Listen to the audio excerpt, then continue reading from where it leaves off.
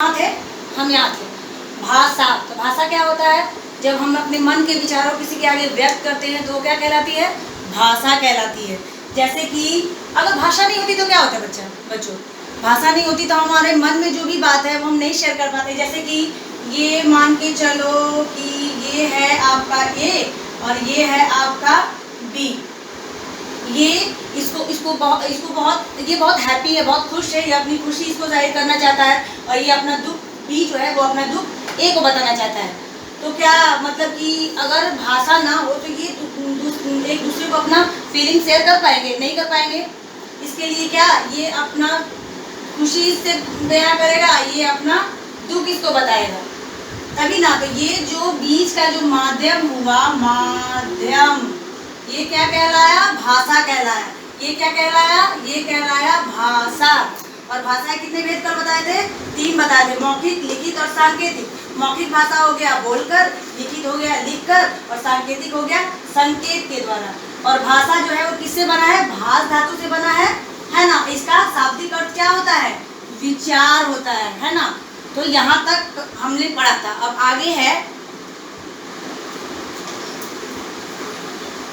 आगे हम पढ़ेंगे बोली, जो कि उसका भी माध्यम जो है वो अपनी भावनाओं को व्यक्त करना ही है। बोली इसका भी अर्थ यही होता है कि इसमें भी अपनी भावनाओं को व्यक्त करते हैं और भाषा में भी अपनी भावनाओं को ही व्यक्त करते हैं। लेकिन इसका जो क्षेत्र है वो सीमित है और इसका क्षेत्र क्या है? बड़ा है बहुत। इसका क्षेत्र क्या है? बहुत बड़ा है और इसका क्षेत्र सीमित है। बोली जो होता है वो क्षेत्र विशेष में बोली जाती है। जैसे कि अगर बिहार में कहीं भोजपुरी बोली जाती है, कहीं मैथिली बोली जाती है, कहीं मगही बोली जाती है ना। थोड़े इसलिए एक लौकिकता भी है कि कोस कोस पे पानी बदले और 4 कोस पे वाणी, ऐसा बोला भी जाता है। तो बोली जो है वो क्या है? क्षेत्र विशेष में बोले जाने वाली, बोली जाने वाली भाषा को क्या कहते हैं? बोली कहते हैं। क्या कहते हैं? बोली कहते हैं। ये सबका डिफिनेशन हम आपको लिख के भेजेंगे। तो बोली जो है क्षेत्र विशेष में बोले जाने वाली भाषा को, एक क्षेत्र तक ही वो सीमित होता है। और भाषा क्या होता है? वो राज्य तक होता है। ये क्या है? क्षेत्र तक सीमित होता है। इसके बाद आ गया आपका लिपि। लिपि क्या है?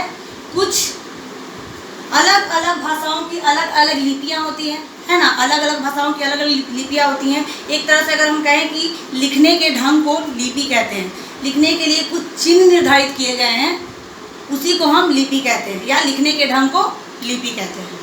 ठीक है, तो समझ गया। जैसे कि हिंदी की लिपि हो गई देवनागरी, और गुजराती की भी वही होती है, गुजराती की भी लिपि देवनागरी हो गई, संस्कृत की भी लिपि देवनागरी हो गई, है ना। पंजाब और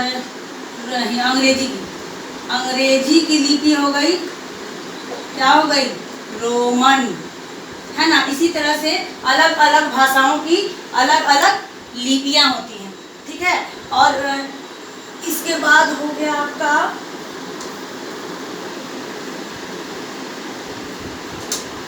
आ गए हम व्याकरण,